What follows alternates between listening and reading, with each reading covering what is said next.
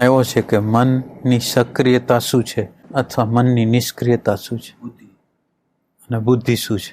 બુદ્ધિને એ સક્રિય થઈ એની નિષ્ક્રિય ચિત્ત અહંકાર વિશે.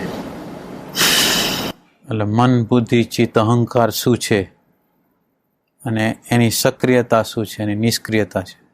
એટલે આપણા શરીરની સામે છે એ સ્થૂલ જગત છે. બહારનું જે જગત છે એ સ્થૂલ જગત છે. હવે આ સ્થૂલ જગત છે એનો આપણને એક્સપિરિયન્સ થાય છે, અનુભવ થાય છે. તો આપણને જે અનુભવ થાય છે એ કોના માધ્યમ દ્વારા થાય છે? તો એ કે ઇન્દ્રિયોના માધ્યમ દ્વારા થાય છે.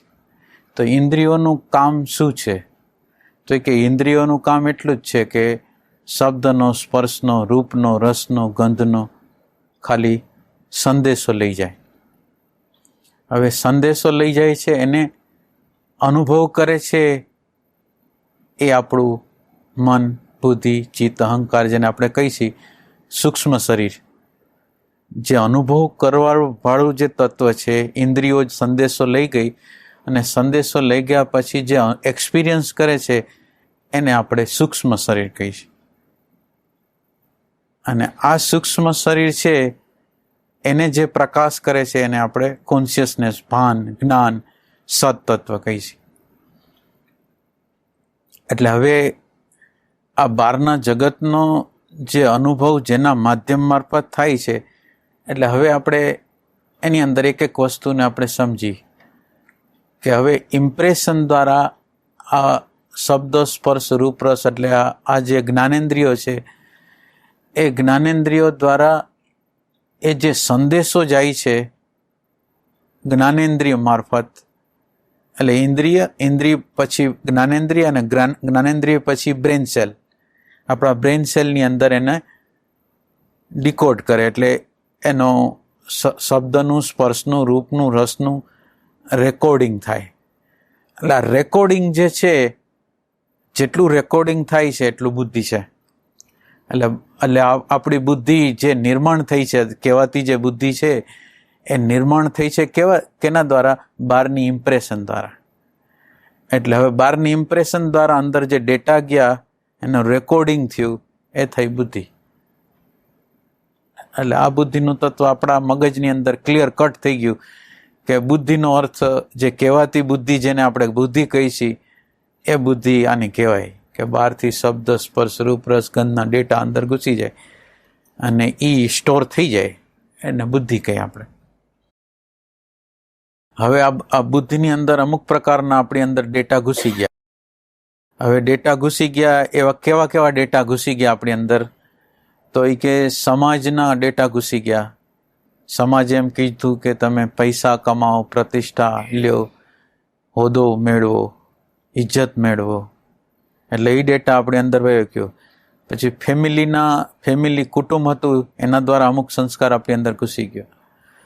પછી આપણી સંસ્કૃતિ છે એનો સંસ્કાર આપણી અંદર ઘૂસી ગયો. પછી આપણા ધર્મ છે એનો સંસ્કાર ઘૂસી ગયો.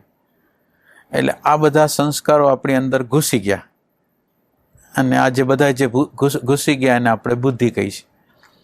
હવે અંદર જે ડેટા ઘૂસી ગયો એ પ્રમાણે હવે આપણને ઈચ્છાઓ જે થશે એ કેવી ઈચ્છાઓ થશે? તો એ કે જે ડેટા અંદર ઘૂસ્યો છે એ પ્રમાણેની ઈચ્છા થશે.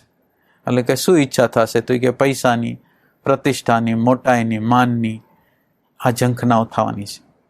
એટલે બુદ્ધિની અંદર જે ડેટા છે એ પ્રમાણે મન કામના કરે છે.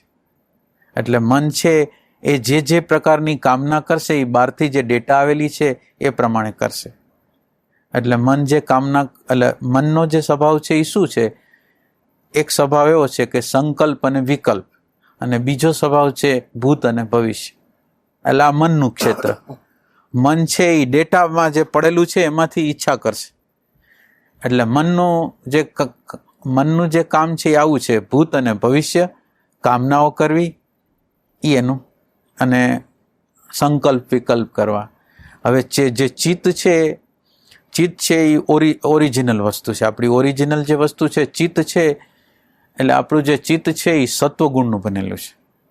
અને એ ચિત્તની અંદર ચૈતન્ય તત્વ છે, કોન્શિયસનેસ છે, એનું પ્રતિબિંબ પડેલું છે. એટલે પ્રતિબિંબ પડેલું છે એટલે ચેતન તત્વ જેવું છે ને, જેમ અરીસાની અંદર આપણે જોઈ તો અરીસાની અંદર આપણે જેવા છીએ એવું પ્રતિબિંબ પડે, એમ ચિત્ત છે એની અંદર આત્માનું જે સચ્ચિદ આનંદ સ્વરૂપ છે એનું પ્રતિબિંબ પડ્યું. એટલે પ્રતિબિંબ પડ્યું એટલે એ પણ સચ્ચિદ આનંદ છે. હવે પણ આ સચ્ચિદાનંદ ચિત્ત તો છે, પણ એ સચ્ચિદાનંદ સ્વરૂપને આપણું વિસ્મરણ થઈ ગયું છે. એટલે આપણું વિસ્મરણ થઈ ગયું એટલે આપણું સૂક્ષ્મ બોડી છે, આપણું સૂક્ષ્મ શરીર છે, એ બે આરે કનેક્ટેડ છે. એક જ્ઞાનેન્દ્રિય આરે કનેક્ટેડ છે અને બીજું એની ઉર્જા જે એનર્જી જે મળે છે એ કોન્શિયસનેસ સત કહે, ચિત્ત કહે, આનંદ કહે એની સાથે કનેક્ટેડ છે. એટલે આ વચ્ચેનું જે મિડલ જે મન છે, એટેન્શન છે, એ એટેન્શન છે હવે આપણું વિસ્મરણ થઈ ગયું. કોનું વિસ્મરણ થઈ ગયું? સ્વ સ્વરૂપનું, સચ્ચિદ આનંદ સ્વરૂપનું વિસ્મરણ થઈ ગયું. એટલે સચ્ચિદાનંદનું વિસ્મરણ થઈ ગયું એટલે હવે આ એટેન્શન છે એ બહાર જશે. શબ્દનો, સ્પર્શનો, રૂપનો, રસનો, ગંધનો અનુભવ કરશે. અને બાળપણથી બાળકને એક પ્રકારનો સંસ્કાર મળે. બાળક છે પોતાને ફીલ કેવી રીતે કરે છે? તો કે શબ્દના માધ્યમ મારફત, રૂપના માધ્યમ મારફત, ગંધના માધ્યમ. તો હવે એ જે બાળક છે એને અંદર શું થશે? અમુક પ્રકારનું જીભની અંદર સેન્સેશન ગમશે, અમુક સેન્સેશન નહીં ગમે, અમુક વસ્તુ ગમશે, જોવાની ગમશે, સાંભળવાની ગમશે, નહીં ગમે, એવું બધું સિલેક્શન અંદર આવી ગયું. એટલે હવે એને શું થયું કે જે સુખ છે, હવે સુખ એને ક્યાં લાગ્યું? તો કે પીપરમેન્ટમાં. સુખ છે એને શેમાં લાગ્યું? રમકડામાં, નવા નવા કપડાઓમાં, બહાર ફરવામાં. એટલે અંદરથી પહેલેથી જ એવું આપણી અંદર થઈ ગયું કે સુખ છે એ બહાર છે. હવે સુખ જો બહાર હોય તો હવે મને જ્યાં સુખ મળશે ત્યાં રાગ થશે, અને જ્યાં સુખ, મારા સુખને કોઈ અટકાવશે તો મને દ્વેષ થશે. એટલે આ ચિત્ત છે એ અચિત હવે કેવું બની ગયું? રાગવાળું અને દ્વેષવાળું. એટલે હવે આપણું ચિત્તનું અત્યારનું ફંક્શન શું છે? રાગ અને દ્વેષ, બીજું કંઈ એનું ફંક્શન નથી. એટલે જે વસ્તુમાં એને, એટલે મૂલ્યાંકન જે આપવાનું કામ કરે છે ને જે તે બાબતોમાં, કોઈ વ્યક્તિ આપણને ગમે ન ગમે, કોઈ વસ્તુ ગમે ન ગમે, કોઈ ધર્મ ગમે ન ગમે, એ બધા મૂલ્યાંકનો છે એ ચિત્તને આભારી છે. અને બીજું અહંકાર એટલે હું. એટલે અહંકાર એટલે આ સિલેક્શનમાંથી જ અહંકાર બનેલો છે. એટલે બુદ્ધિ છે એ ઇમ્પ્રેશન ફૂડમાંથી બને, મન છે એ ભૂત અને ભવિષ્ય, સંકલ્પ વિકલ્પ, કામના કરે, અને ચિત્ત છે એ રાગ કરે, દ્વેષ કરે, અને અહંકાર છે એ લઘુતા અને ગુરુતાનો અનુભવ કરે. અહંકાર છે એ લઘુતા અને ગુરુતાનો અનુભવ કરે. અને એ અહંકાર જે બને એ બહારની ડેટામાંથી બને. મને નામ આપે તો નામનો અહંકાર, મને જાતિ આપે તો જાતિનો અહંકાર, કુટુંબના સંસ્કારનો અહંકાર. એટલે આ બધા જુદા જુદા પ્રકારના અહંકારો છે એ બહારથી બનેલા છે. એટલે આ આપણા મગજમાં બરાબર રીતે ક્લિયર થઈ ગયું કે બુદ્ધિ આને કહેવાય, મન આને કહેવાય, ચિત્ત આને કહેવાય ને અહંકાર આને કહેવાય. તો હવે આપણે બીજો પ્રશ્ન એવો છે કે આ નિષ્ક્રિયતા શું છે? મનની નિષ્ક્રિયતા, બુદ્ધિની નિષ્ક્રિયતા છે શું? એટલે હવે બુદ્ધિ છે એ બે પ્રકારની બુદ્ધિ છે. આપણે અત્યાર સુધી એક બુદ્ધિની વાત કરી કે જે બુદ્ધિ છે એ બને છે બહારની ઇમ્પ્રેશન. પણ હવે આપણો પ્રશ્ન એવો છે કે આ ઇમ્પ્રેશન કોની સામે જાય છે? આ ઇમ્પ્રેશન છે એ જાય છે કોની આગળ? આનો અનુભવ કોણ કરે છે? આ એક્સપિરિયન્સ જે બધા થાય છે એનો અનુભવ કોણ કરે છે? કોઈ વસ્તુ, કોઈ યંત્રો, કોઈ કારખાનાની અંદર યંત્રો હાલે, કંઈ હાલે તો યંત્રો કોના માટે હાલે? તો કે એનો માલિક છે, કારખાનાનો માલિક, મકાનનો માલિક છે, એના માટે હાલે છે. તો હવે આ જે આ યંત્ર છે, ઇન્દ્રિય યંત્ર છે, જ્ઞાનતંતુ યંત્ર છે, ભાવ યંત્ર છે, બુદ્ધિ યંત્ર છે, પણ આ યંત્ર છે એ કામ કોના માટે કરે છે? શબ્દ, સ્પર્શ, રૂપ, રસ, ગંધ કોના માટે લઈ જાય છે? એટલે જેના માટે લઈ જાય છે એને આપણે કોન્શિયસનેસ કહી છે, દ્રષ્ટાનું તત્વ કહી છે, સતનું તત્વ, સતનો પડદો છે, અને એ પડદા ઉપર આ નામની વસ્તુઓ પ્રગટ થાય છે. ચિત્તની અંદર આ નામની વસ્તુ પ્રગટ થાય છે. આ એટલે દ્રશ્ય. પછી હું કાંઈ શબ્દને જોઉં, સ્પર્શને અનુભવ કરું, રૂપનો અનુભવ કરું, એ આ બધી જે છાપો છે મારા ચિત્ત તંત્રની અંદર, એટલે આના સેન્ટરમાં જાય છે. અને ઓલી જે વસ્તુ છે એ હું છે અથવા દ્રષ્ટા છે અથવા સત છે. એટલે સતનો પડદો છે અને એ પડદા ઉપર આ નામની વસ્તુ નિરંતર રીતે ગતિમાન થાય છે. એટલે આ છે એને, આ હું છે એને આનો સ્પર્શ થતો નથી. આ હું જે છે, દ્રષ્ટા છે, જે સત છે, એને આ પ્રકૃતિનો સેજ કરતા સેજ સ્પર્શ થતો નથી. હવે પ્રકૃતિનો સેજે કરતા સેજ સ્પર્શ નથી થતો, તો હવે આ શુદ્ધ જે તંત્ર છે એને ઋત કહેવાય, પ્રજ્ઞા કહેવાય. હવે એટલે આ બુદ્ધિ, હવે આ બહારની બુદ્ધિ, જે બહારની બુદ્ધિ છે એ કોના ઉપર આવી? તો એ કે પ્રજ્ઞાના તંત્ર ઉપર, કોન્શિયસનેસના તંત્ર ઉપર. એ બુદ્ધિએ શું કર્યું? વાદળા રૂપે છવાઈ ગયું અને આપણું જે કોન્શિયસનેસ, આપણું જે પ્રજ્ઞાનું તત્વ, આપણું જે ઋતનું તત્વ હતું એને ઢાંકી દીધું. એટલે હવે આ બુદ્ધિ છે, બહારથી આવેલી બુદ્ધિએ શું કર્યું છે? તો એ કે બહારથી આવેલી બુદ્ધિએ આપણા અંદરનું જે ઋતનું તત્વ હતું, પ્રજ્ઞાનું તત્વ હતું, એને ઢાંકી દીધું છે. એટલે હવે બુદ્ધિની નિષ્ક્રિયતા એટલે શું? તો એ કે બુદ્ધિ એટલે જે વિચાર કરે છે, જે કામના કરે છે, જે સંકલ્પ વિકલ્પ કરે છે, એ બધાનો અંત. હવે એ નિષ્ક્રિય થાય તો શું થાય? માનો કે આ બુદ્ધિ છે, હવે બુદ્ધિ છે એનું કામ શું? આપણે એ જ સમજવું જોઈએ કે બુદ્ધિનું કામ શું? તો એ કે બુદ્ધિનું કામ વ્યવહારના જેટલી વસ્તુઓ છે એમાં બુદ્ધિનો સખત રીતે ઉપયોગ છે. મારે એક જગ્યાએથી બીજી જગ્યાએ જવું છે, મારે એન્જિનિયર બનવું છે, મારે ટીચર બનવું છે, મારે પ્રોફેસર બનવું છે, કાંઈ પણ વ્યવહારની કંઈ પણ વસ્તુ છે, તો એના માટે મારે બુદ્ધિની જરૂરિયાત છે. એટલે વ્યવહાર છે, વ્યવહારની અંદર શબ્દ છે અને વિચાર છે. આપણે અમુક નામો પાડ્યા છે, નામકરણ કર્યા છે, અને એ રીતે આપણે આ બુદ્ધિ દ્વારા વિચાર અને શબ્દનો ઉપયોગ છે. એટલે એ ક્યાં ઉપયોગ છે? તો એ કે બહારના જગતમાં. મારે એક જગ્યાએથી બીજી જગ્યાએ જવું હોય, મારે કંઈક બનવું હોય, અત્યારે હું કંઈક છું અને કંઈક બનવું છે, તો બુદ્ધિનો ઉપયોગ છે. તો એટલે હવે બુદ્ધિનો ઉપયોગ શું થયો? તો એ કે વ્યવહારની અંદર થયો. હવે આ વ્યવહાર તો આ બુદ્ધિ બની શેનાથી? તો એ કે બહારના ઇમ્પ્રેશનથી. એટલે બુદ્ધિનો જન્મ જ બહારથી થયો છે. હવે બુદ્ધિનો જન્મ બહારથી થયો છે, પણ એનો જે અનુભવ કરે છે એ તો આ બુદ્ધિની પહેલા એનું અસ્તિત્વ હતું. એટલે એને આ બુદ્ધિની જરૂરિયાત નથી. હવે આપણે તો એનો અર્થ એમ થયો કે આ બુદ્ધિ જો નિષ્ક્રિય થાય તો અંદર જે પ્રજ્ઞાનું તત્વ, સતનું તત્વ, આનંદનું તત્વ, અદ્વૈતનું તત્વ છે એ પ્રગટ થાય. એટલે બુદ્ધિની નિષ્ક્રિયતાનો અર્થ શું થયો? તો એ કે બુદ્ધિએ શું કરવાનું છે? આધ્યાત્મ જગતની અંદર બુદ્ધિએ શું કરવાનું છે? તો એ કે આધ્યાત્મ જગતની અંદર બુદ્ધિએ ખાલી નિશ્ચય કરવાનો છે. શેનો નિશ્ચય કરવાનો છે? તો એ કે હું કોણ છું એનો નિશ્ચય કરવાનો છે. તો એ કે હું કોણ છું એટલે શું? એટલે હું શરીર છું, મન છું, બુદ્ધિ છું, ચિત્ત છું, અહંકાર છું, મારું વાસ્તવિક અસ્તિત્વ શું છે? તો વાસ્તવિક અસ્તિત્વને આપણે વિચાર કરવો હોય તો અત્યારે આપણને કંઈ પણ વસ્તુ બોલાય છે એનું આપણને ભાન થાય છે. ભાન થાય છે. હવે ભાન શું છે? આપણે પ્રશ્ન કરી છીએ કે આ ભાન શું છે અને ભાન કોને થાય છે? ભાન કોનો સ્વભાવ છે? ભાન બ્રેઇન સેલને થાય છે, ભાન જ્ઞાનતંતુને થાય છે, ભાન ચિત્તને થાય છે, ભાન અહંકારને થાય છે. આપણે ક્વેશ્ચન કરી છે, સવાલ કરી છે કે આ કોને, જ્ઞાન કોને થાય? આ ભાન છે એ સ્વભાવ કોનો સ્વભાવ છે? ભાન.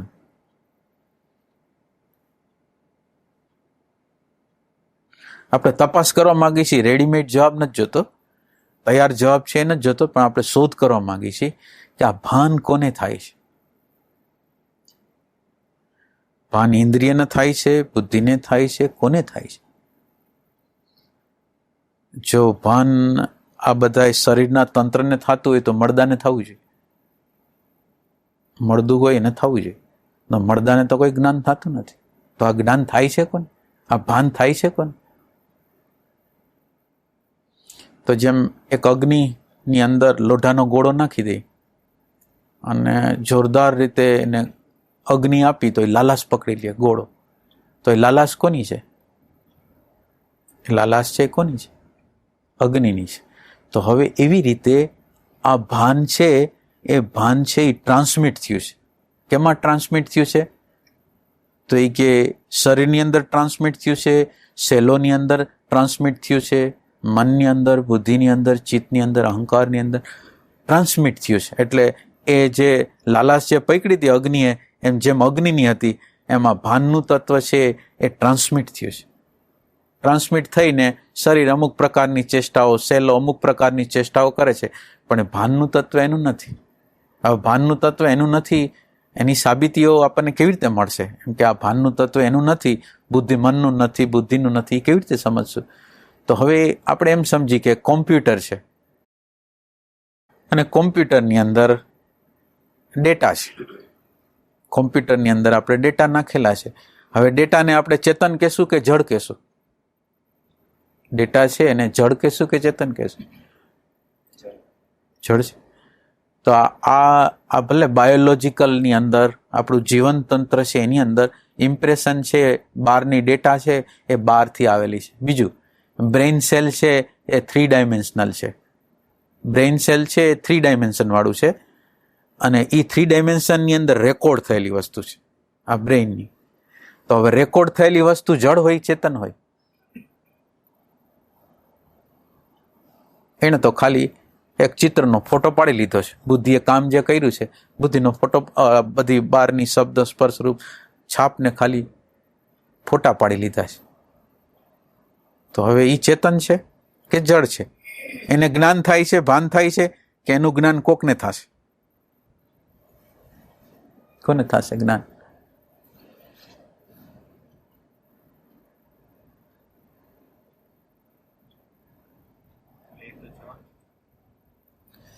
એટલે જડ છે એવી આંતર પ્રતીતિ થાય છે આપણને કે આ જડ જ છે? કારણ કે બહારથી આવેલી જેટલી ડેટાઓ છે એ તો ઓલરેડી કારણ કે નાશવંત જ છે.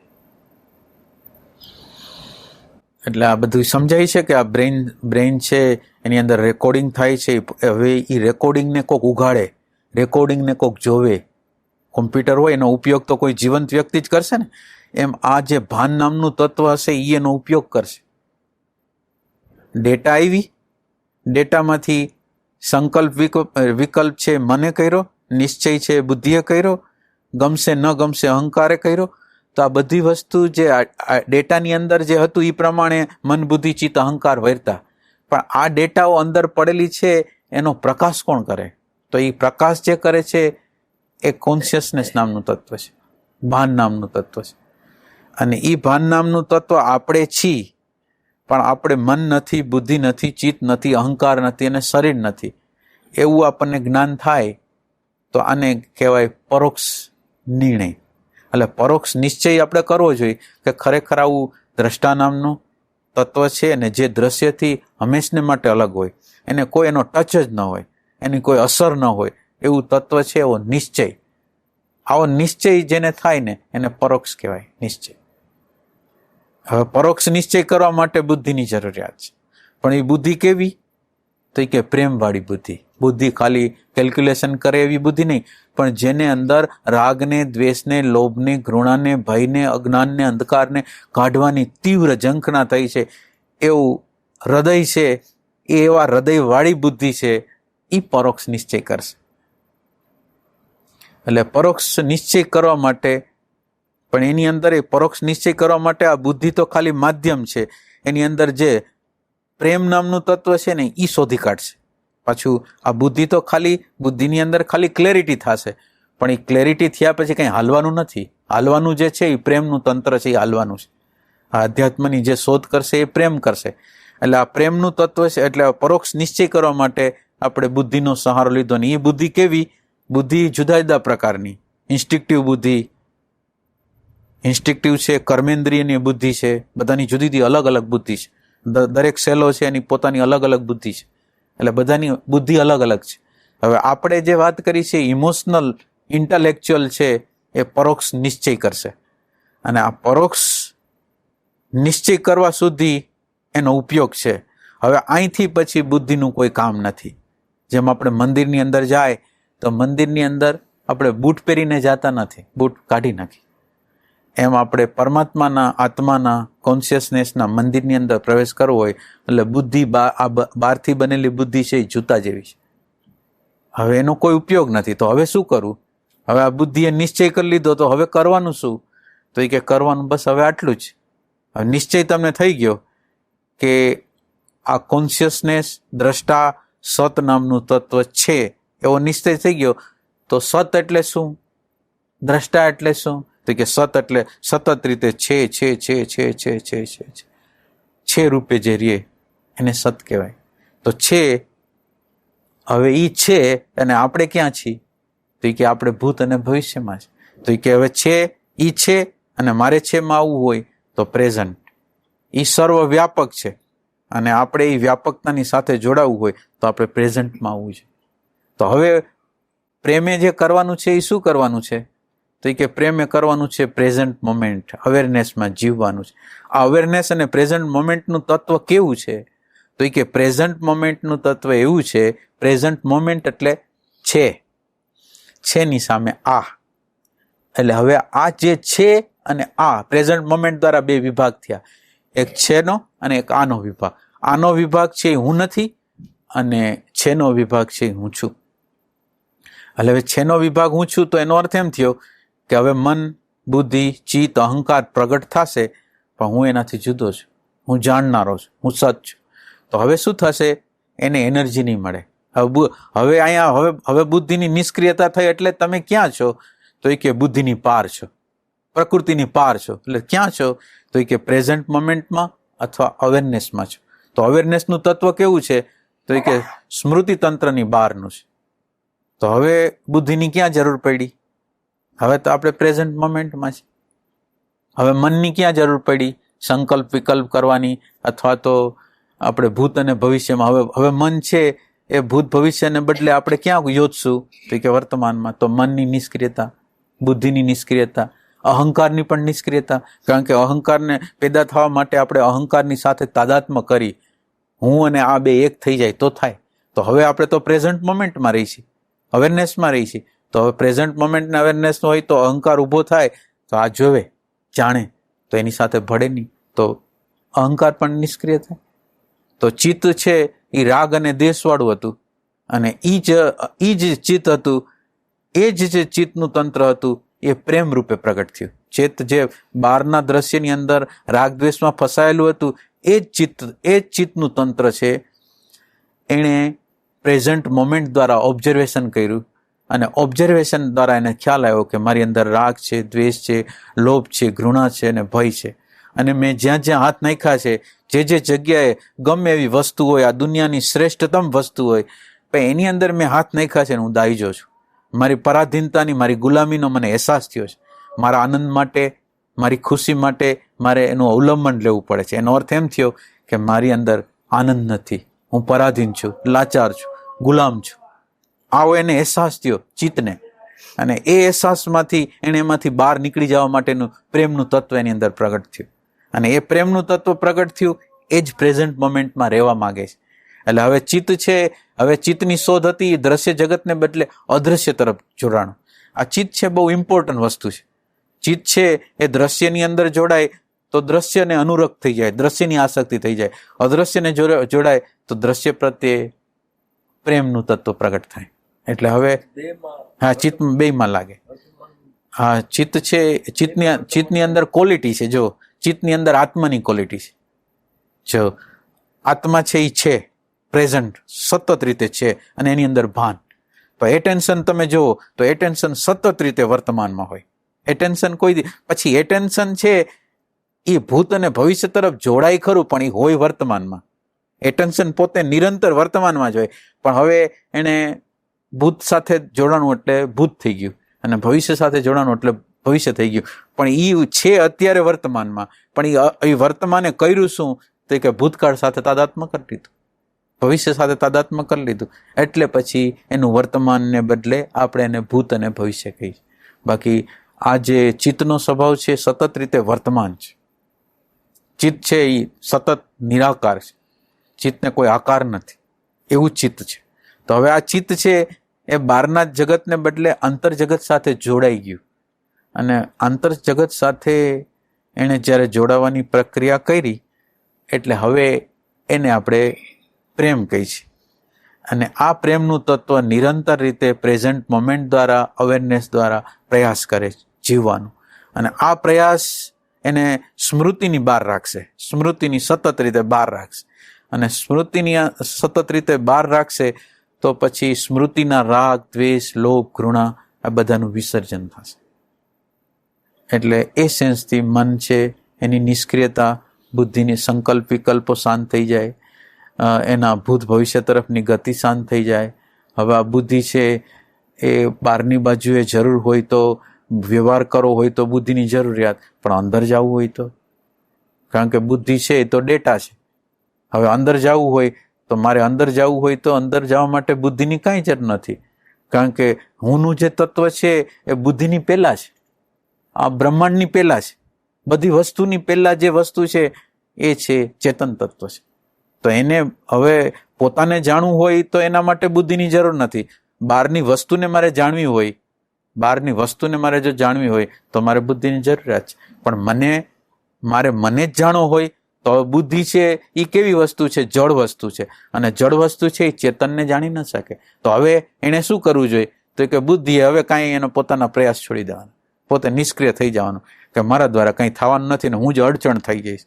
એટલે એ પોતે અડચણ ન થઈ જાય છે એવું જ્ઞાન એને થઈ ગયું, એટલે નિષ્ક્રિય થઈ ગઈ. અને એ નિષ્ક્રિય થઈ ગઈ એટલે નીચે પ્રજ્ઞાનું તત્વ, કોન્શિયસનેસનું તત્વ પ્રગટ થઈ ગયું, કારણ કે ઓલા વાદળાએ એને ઢાંકી દીધા હતા. અને આ કોન્શિયસનેસ, પ્રજ્ઞાનું તત્વ જેમ જેમ આપણી અંદર પ્રગટ થશે એમ આપણને જેમ છે, જેવું છે એવું દર્શન કરવાની આવડત આવશે. એટલે કેનું કેટલું મૂલ્ય છે એની સમજણ છે એ આપણને આ પ્રજ્ઞા દ્વારા પ્રગટ થશે. એટલે આ સેન્સથી આપણે સમજ. એટલે હવે મન, બુદ્ધિ, ચિત્ત, અહંકારની કોઈ પ્રોબ્લેમ હોય તો કંઈ સમજાઈ ગયું બધું બધાને? જેની તુલના કરે છે અથવા જે સાથે તાદાત્મ્ય કરે છે એટલે ત્યાંથી સ્વને ખોવાઈ જાય છે, એટલે ઈ બુદ્ધિમાં જીવાઈ ગયું એવું કે. બુદ્ધિ શું છે? બુદ્ધિ શું છે? બુદ્ધિ શેમાંથી બને? ક્યાં મટીરિયલમાંથી બને? બહારના આ જે બધા ઇન્ફોર્મેશન ક્યાં તત્વો, એટલે ક્યાં ડેટા હોય છે? બધા જે કઈ સ્પર્શ, રૂપ, રસ આ જે કઈ આવે છે એ બહારના જે, અને એનું રેકોર્ડિંગ જે થઈ ગયું એ બુદ્ધિ. એટલે ઈ છે આમાંથી સારું મળે છે કે આ ખરાબ છે, જે તુલના થાય છે એ તુલના પછી આવે. પેલા બાર એટલે આ જે ડેટા આવે ને એ ડેટા જે બહારથી જે ડેટા આવે ને એની અંદર એ ડેટા કોણ આપે? એક પ્રકૃતિમાંથી આવે, અને બીજી આવે આપણે જે સમાજમાં જીવતા હોય, જે કુટુંબમાં જીવતા હોય, જે સંસ્કૃતિમાં જીવતા હોય, બધા ડેટાઓ અંદર આવી જાય. એટલે પછી તુલના, આ ડેટાઓ જે રીતે આપણે હિપ્નોટિઝમ જે ડેટાઓ આપણને આપ્યું હોય ને એ પ્રમાણેની કામના ઊભી થાય.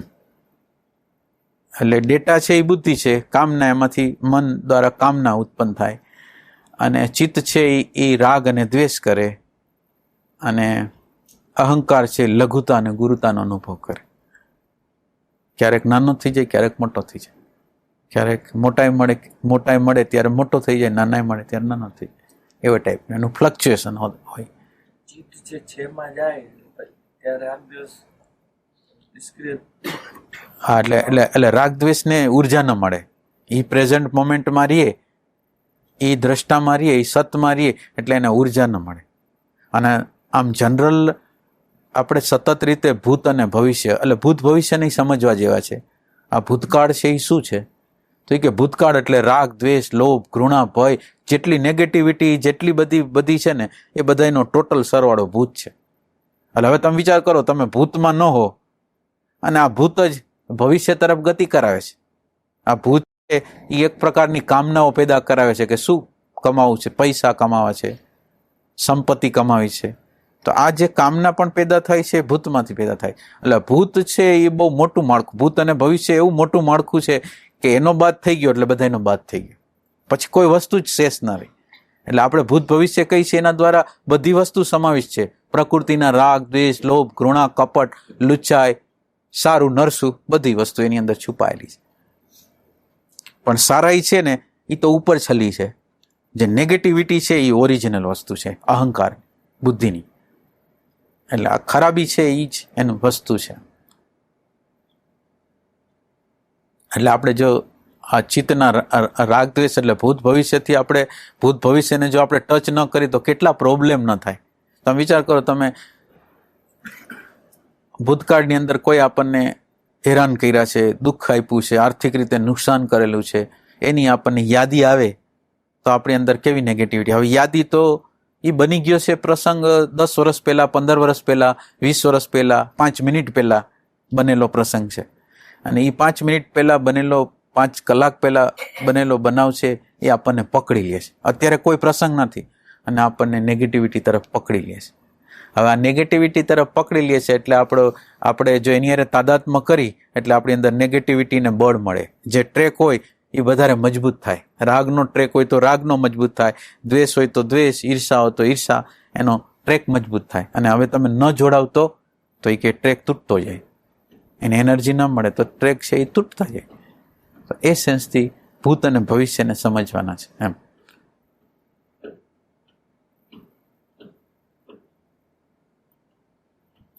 પોતાના ઓરિજિનલ સંસ્કારે હોય, અનુભવ કહેવાય, તેની પરવડ કહેવાય, એટલે એસેન્સ કહેવાય એને એસેન્સ કહેવાય. એને સંસ્કાર હોય, ચિત્તના પોતાનો એસેન્સ હોય, એટલે એને પોતાને અમુક પ્રકારની રુચિઓ હોય, અમુક પ્રકારનું, અને એને એક પ્રકારની મૂળ અવિદ્યા કહેવાય, મૂળ અવિદ્યા કહેવાય. કારણ કે એમ કહેવાય છે કે સોનાની અંદર કંઈ મેળવે નહીં તો ઘાટ ન થાય. એમ આ મૂળ સ્વભાવ જે છે ને, એ મૂળ સ્વભાવને મૂળ સ્વભાવ એટલે જ્ઞાનીઓમાં આ મૂળ સ્વભાવને મૂળ અવિદ્યા કહેવાય. મૂળ અવિદ્યા એટલે શું કે એ અહંકારનો નાનકડો અંશ, સામાન્ય અંશ ન હોય ને તો શરીર પડી જાય. જ્ઞાનીઓ માટે, અજ્ઞાનમાં જે જીવતા હોય એના માટે એસેન્સ છે એને ગતિ કરાવે. જુદા જે પ્રકારનો રસ હોય એ પ્રમાણે એને ગતિ કરાવે. જુદા જુદા એસેન્સ હોય. એટલે પ્રકાશાનંદ મહારાજ હતા આજે, તો એ પ્રકાશાનંદ મહારાજ ઓલી ગોદડી સીવીને પહેરતા અને સ્મશાનની અંદર રહેતા, તો એ એનું એસેન્સ હતું. તો હવે તમે વિચાર કરો કે જ્ઞાન હરખું હોય અને રુચિ જુદી હતી, પ્રગટ જે થાય છે એ જુદું જુદું હોય. એટલે એ એસેન્સ ગમે એવું હોય, એમાં જ્ઞાનમાં ફરક નહીં પડે.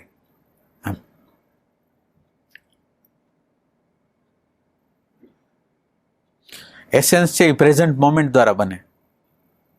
જેટલી પ્રેઝન્ટ મોમેન્ટ તમે વ્યવહારની અંદર પ્રેઝન્ટ મોમેન્ટમાં તમે રહ્યા, રસ લીધો, રુચિ કરી અને પ્રેઝન્ટ મોમેન્ટમાં આવ્યા, એ તમારું એસેન્સ બને.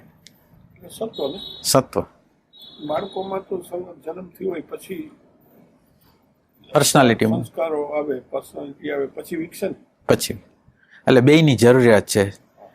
એસેન્સની જરૂરિયાત છે, પર્સનાલિટી. હે એટલે જ એને ઇન્ફોર્મેશન એટલે ડેટા એટલે જ કહે ને. હા, કારણ કે ખરેખર જન્મતા બાળક પાસે ડેટા નથી હોતા. ડેટા નથી હોતા, પણ ભૂતકાળની પોતાની રુચિઓ હોય છે. પછી આ સંસ્કારો જે આપણે કહીએ છીએ, આ ઇન્ફોર્મેશન ઈ છે ને કે આપણે જે આપીએ છીએ એ આપણી પર્સનાલિટી બને. એ પછી બાળકની પર્સનાલિટી બને જે બહારની ઇન્ફોર્મેશન આપીને. એટલે એનું સત્વ તો કંઈક જુદું હોય, સંગીતનું હોય, બીજું હોય. પણ સમાજ, કયા સમાજમાં તમે જીવો છો, તો કે એ સમાજની અંદર તો જુદા જુદા પ્રકારના મૂલ્યાંકનો હોય. જે તે સમાજની અંદર જે તે પ્રકારના મૂલ્યાંકન હોય, અને સમાજના મૂલ્યાંકન જુદા હોય અને એનું એસેન્સ જુદું હોય. પણ એને શું કરવું પડે કે સમાજના મૂલ્યાંકન એને પ્રભાવિત કરે એટલે એનું એસેન્સ દબાઈ જાય. અને પર્સનાલિટીની પણ જરૂર હોય છે. એસેન્સની જરૂર છે એમ પર્સનાલિટીની જરૂર છે. પર્સનાલિટીનો જેમ જેમ ડેવલપમેન્ટ સારામાં સારું જે લોકોનું થાય, આદિવાસી લોકો કે હાવ પ્રાઇમરી અવસ્થામાં રહેતા હોય એને આત્મજ્ઞાન ન થાય, પણ જેનો બુદ્ધિનો વિકાસ થતા સરસ રીતે વિકાસ થઈ જાય પછી એને લાગે કે આમાં આ દેખાય છે એમાં ભલે આપણે આ પૈસાની પાછળ દોડી, ઇમેજની પાછળ દોડી, વસ્તુની પાછળ, વિષયોની પાછળ દોડી, પણ એમાં પણ આનંદ, સુખ આપતું નથી, તાપ આપે છે. એવી સમજ આવું જે ડેવલપ થયેલી બુદ્ધિ હોય ને એમાં થાય. એટલે આપણે વ્યવહારમાં રહેતા હોઈએ છીએ અને એ સમયે આપણને ખ્યાલ એ છે કે આપણે આની પાછળ દોડીએ છીએ, બરાબર. આ સંતો પાસેથી સાંભળ્યું અને પછી આપણે વ્યવહારમાં આપણે ટ્રાય કરતા હોઈએ છીએ, પણ કન્ડિશનિંગ પ્રમાણે ને બહારના લોકેશન જે આપણે ફરજિયાત પ્રમાણે વહેતા હોઈએ છીએ, તો એ સમયે ખરેખર આપણને અંદરથી એક ફિલિંગ થતું હોય કે આ નથી, તો એ સમયે એમ થાય કે હવે આ કન્ડિશન ખરેખર સાચી નથી ને આ કન્ડિશન ખરાબ છે. હવે આ સમયે જો આપણે નિર્ણય નહીં લઈએ તો ખરેખર એમ કે શું કરવું એ સમય એ કઈ ખબર નથી પડતી. એટલે એમાં એક જ દાખલો આપશો?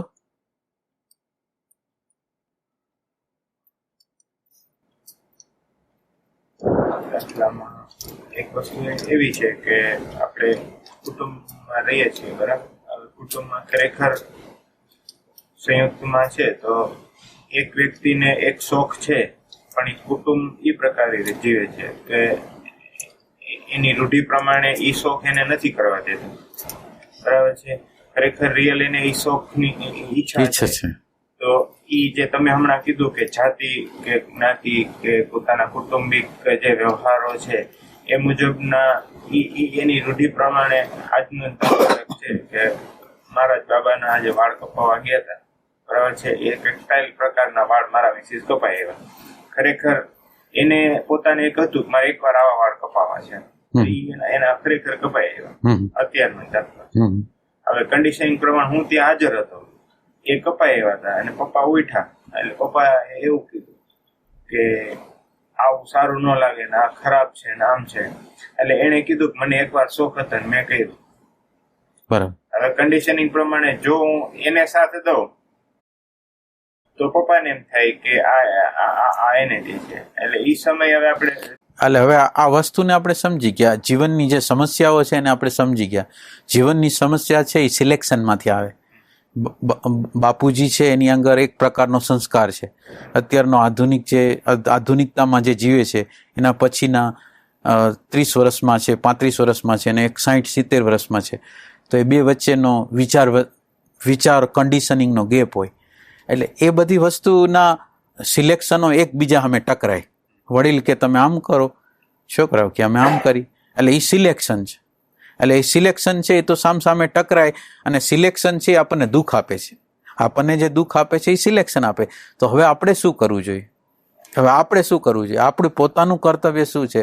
તો એ કે આપણે આ બધી વસ્તુને છોડી દઈશું અને આપણે એ વસ્તુ કરવા માંગીએ છીએ કે પેલી પ્રેઝન્ટ મોમેન્ટ રહેવા માંગે, જેથી મને બેટરીનો પ્રકાશ થાય, જેથી હું અંધારામાં ભટકાઈ ન પડું. એના માટે મને બેટરીનો પ્રકાશ મારે જરૂરી છે. એટલે હું ખાલી એટલો જ પ્રયત્ન કરું કે પ્રેઝન્ટ મોમેન્ટમાં રહું. એટલે પ્રેઝન્ટ મોમેન્ટ છે એ આપણી અંદર પ્રજ્ઞાનું પ્રાગટ્ય કરશે. પછી ક્યારે, કયા સમયે, શું કરવું એ બધી આવડત આવશે.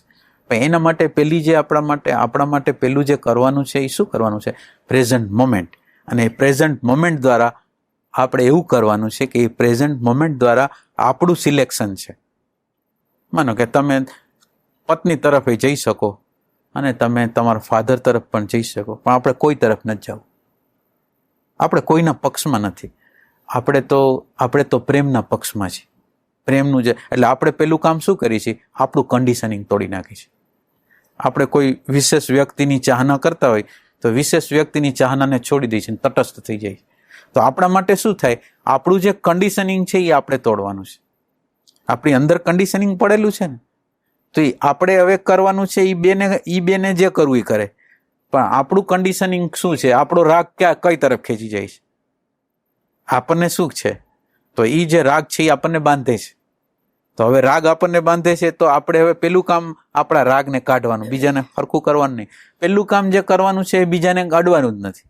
આ સમસ્યાઓ એટલી બધી છે કે એને અડવું હોય ને, પહેલા અડવું હોય ને તો પ્રેઝન્ટ મોમેન્ટ દ્વારા અડવાનું છે. પછી વ્યવહારને અડવાનો છે. પછી આ વ્યવહાર જ્યારે થયો એને આપણા હાથમાં લઈ લેવાનો છે. પણ એ ક્યારે? કે આપણી અંદર પ્રકાશ જોરદાર માત્રામાં થઈ જાય પછી. પણ અત્યારે આપણે શું કરવાનું છે? તો કે અત્યારે આપણે આટલું જ કરવાનું છે. આપણું માનો કે રાગ પત્ની તરફ હોય તોય ભલે, બાપુજી તરફ હોય તોય ભલે, પણ આપણે રાગ કોઈ એરે રાખવો નથી. આપણે પ્રેમ કરવો છે, તાટસ્થતા રાખવી છે, કોઈના પક્ષમાં નથી. અને આપણે પક્ષમાં જ્યારે હોય છે ને ત્યારે પ્રોબ્લેમ હોય છે. પક્ષમાં ન હોય તો શું પ્રોબ્લેમ છે? પક્ષમાં ન હોય તો પ્રોબ્લેમ છે. આપણે કોઈના પક્ષમાં નથી. એટલે એક દ્રષ્ટાંત આપણે વારે વારે આપી છીએ કે એક વેપારી હોય છે ને એનું મકાન છે બળવા માંડે છે. તો બળવા માંડે છે એટલે હાય હાય કરે છે કે મારું મકાન બળે છે, મારું મકાન બળે. તો કોઈ એના ઓલો જે હતા એના એકાઉન્ટન્ટ કે એના સેક્રેટરી, એણે એમ કીધું કે ભાઈ તો કાલે વેચાવાની કંઈક વાત થઈ ગઈ હતી ને લગભગ વેચાઈ ગયું છે, એટલે પાછું શાંત થઈ ગયો. ત્યાં વળી કોઈ ત્રીજી વ્યક્તિએ કીધું, એટલે હવે એને કાંઈ ન થાય, બળતું હતું એને કાંઈ નહોતું થાય. ત્યાં કોકે એમ કીધું કે સોદો થયો નહોતો, પાછું એને દુઃખ થયું. તો આ દુઃખ સુખનું કારણ શું છે? તો એ કે તાદાત્મ્યની જે આપણે અવસ્થામાં, જો ઘરની સાથે મેં તાદાત્મ્ય કર્યું એટલે દુઃખ પેદા થયું, અને દુઃખ પેદા એટલે સુખ ને દુઃખ પછી એની હારે હારે ભેગા હાલ્યા. એટલે હવે આપણે દુઃખ અને સુખની બહાર નીકળી જવું હોય તો કોઈ પ્રત્યે આપણી આસક્તિ ન હોય છે. તો આપણે એ પ્રયાસ કરીશું, આપણી માન્યતા સાથે, આપણી ધારણા સાથે, આપણા અહંકાર સાથે, આપણા આગ્રહ સાથે કોઈ રે તાદાત્મ્ય ન થાય એના માટે પેલું નેટ પ્રેક્ટિસ કરીશું. વર્તમાનમાં જીવીશું અને વર્તમાનમાં આપણી માન્યતાને, આપણી ધારણાને આપણાથી ઘણા ગણી જુદી માની છે. એ આપણે નથી, એ આપણી નથી. એવું જ્ઞાન આપણી અંદર જીવંત રહેશે ને તો પછી તમારી અંદર જે પ્રજ્ઞાનું પ્રાગટ્ય થશે ને એ પછી વ્યવહાર સારી રીતે કરી, વ્યવહારની કુશળતા એટલી બધી સારી રીતે કરી શકશે ને કે જે સામાન્ય લોકો ન કરી શકે એવું. પણ આપણે અત્યારનું કર્તવ્ય આટલું જ છે કે વર્તમાનમાં નિરંતર જીવવું અને તાટસ્થતાથી જીવવું, એ આપણું અત્યારનું લક્ષ્ય. આ પ્રશ્ન કોમન છે આખા વિશ્વની અંદર, આ કોમન પ્રશ્ન છે, અને કોમન પ્રશ્નનો કોમન એટલે એક જ જવાબ છે કે આપણી અંદર પ્રકાશનું પ્રાગટ્ય થવું જોઈએ, અને પ્રકાશ છે એ વર્તમાન દ્વારા પ્રગટ થશે. અને વર્તમાન છે એની અંદર આપણી અંદર તીવ્ર રીતે પ્રેમની ઝંખના હોવી જોઈએ, કે રાગ હોય, દ્વેષ હોય, લોભ હોય, ઘૃણા હોય, પ્રેમ વગરની સ્થિતિ હોય, એ આપણને પસંદ ન પડે. આપણે રાગને સમજવો છે, દ્વેષને સમજવો છે, લોભને સમજવો છે, અને એનો અંત કરવો છે.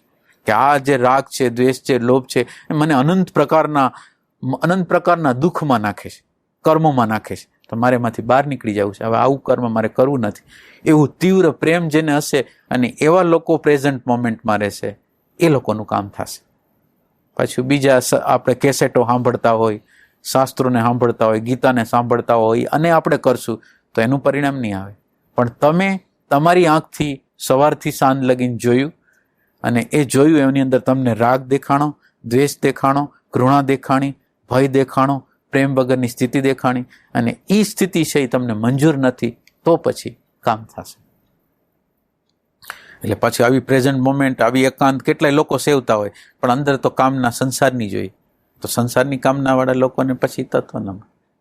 એટલે અંદર તમારી શું ઝંખના છે એ મહત્વની વસ્તુ. અને બીજું કે આગ્રહ, આપણને અત્યારે આગ્રહ છે એ બાપુજીમાં ને માનો કે પત્નીમાં દેખાણો, પણ શું આપણામાં આગ્રહ નથી? આ જગ્યાએ તો હવે તો આપણી અંદર એવા પ્રકારના અનંત આગ્રહો છે, એવા અનંત પ્રકારની કન્ડિશનિંગ છે. તો આપણે એનું શું કરવું?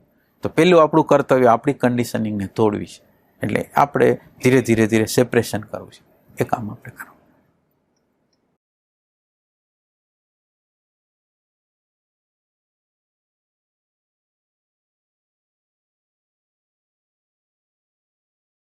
આપણે સ્વતંત્ર નથી એટલે આપણે બીજા ઉપર શાસન કરવા માંગી છે. આપણે સ્વતંત્ર નથી એટલે બધી બાબતમાં માથું મારી છે. પત્નીની બાબતમાં, પતિની બાબતમાં, બાળકોની બાબતમાં, પાડોશીની બાબતમાં, મિત્રની બાબતમાં આપણા અભિપ્રાયોને એના પર ઠસ આવી છે. તો એનું શું કારણ છે? કે આપણે બીજા ઉપર શાસન જ કરવા માંગી છીએ, બીજા લોકોની સ્વતંત્રતાને હણવા માંગી છીએ. તો એ કે આપણે અંધકારમાં છીએ, અજ્ઞાનમાં છીએ. આપણને ખબર નથી કે આપણે શું કરી રહ્યા છીએ. આપણે ખાલી છે, અને આપણો ખાલીપો છે એ આપણા શબ્દ દ્વારા, આપણી માન્યતા દ્વારા, આપણા અહંકાર દ્વારા આપણે એને મજબૂત કરીને ઊભો રાખી, જેથી આપણને એમ લાગે કે આપણે કંઈક છીએ. હવે આપણે કંઈક છીએ એવું લગાડવા માટે આપણે કેટલો અત્યાચાર કરી છે આપણે ચારે બાજુ. તો એ કે શું કામ એને? કે વર્તમાનમાં નથી. આપણે જે અત્યારની જે આપણી ડ્યુટી છે એ વર્તમાનમાં રહેવા માટે. આપણને પેલી ખબર પડવી જોઈએ કે આપણે પરતંત્ર ગુલામ છીએ, એટલે બીજાને ગુલામ બનાવવા માંગી છીએ, એટલે આપણી માન્યતાઓને થોપી છે બીજા ઉપર. એમ વર્તમાન છે એનો ઉપાય છે.